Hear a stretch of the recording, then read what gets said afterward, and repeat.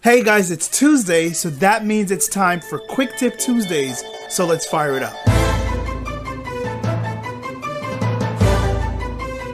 Today I want to talk about an important aspect of music production that gets overlooked because it's not dealing with plugins, instruments, or audio processing techniques. The quick tip for this Tuesday is to study song arrangement. Listen to different genres and pay attention to how they arrange songs, meaning the order of the different parts of the songs. So from the intro to the verse to pre-chorus, etc. And also the dynamics between the transitions of one part of the song to the next. In the more common arrangement styles of today, we usually do the typical calm verse that builds into a loud, intense chorus. But you can mix it up and get some amazing emotional results. Like if you start the verse, then build the intensity of that verse, and then drop down into a calmer, more somber chorus, that alone will make a huge difference in the vibe of your material, especially if your work has been getting a bit boring and predictable. So look into playing with and switching up your arrangement style. Now today I want to talk about another important aspect of music production that usually gets overlooked because it's not dealing with plugins or instruments or audio processing. So the quick tip for this Tuesday is a checklist for recording session preparation. So tip number one is to check all your cables to make sure that they're plugged in properly on both ends. Make sure all your 1/4-inch cable tips are tightly screwed on because those things tend to loosen up. Now also make sure that your cables don't have any shorts caused by broken wiring. Tip number two is to clean your pop screen. Now those things tend to capture a lot of saliva every time they're being used, and they will end up with an unpleasant odor. So keep them clean and smelling fresh.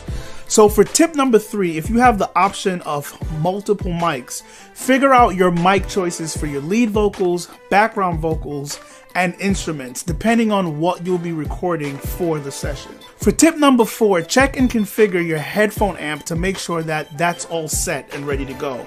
And for the fifth and final tip, check all the headphones needed for the session to make sure that they're set up and ready to go. So the quick tip for this Tuesday is a checklist for recording session preparation focused on your DAW.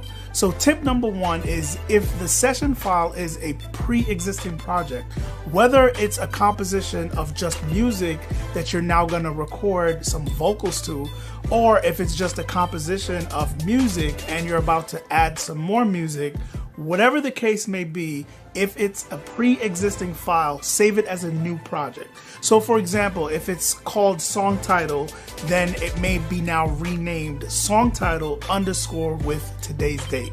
So this is done so that you'll have something to go back to just in case there are any issues with the project file, like let's say the file gets corrupted. Now tip number two, bounce all MIDI instruments to audio to free up some computer processing resources. Tip number three is to set up all your channel routing. So you can go and route all your channels to their respective buses and effect sends for effective control and efficient send effect processing. Tip number four is to remove all unnecessary VST effects and or utilities. And the final tip for today is to clean up your arrangement screen by trimming your audio clips neatly. Make sure everything is fully labeled, color code as much as possible, and utilize your folder tracks if that's available in your DAW. For the last 2 weeks, I've been giving tips on getting ready for recording sessions. Now, these tips were leaning more towards prepping your physical gear or physical space, and I also did another list dealing with prepping your DAW. So the quick tip for this Tuesday is about prepping your voice. Well, kinda.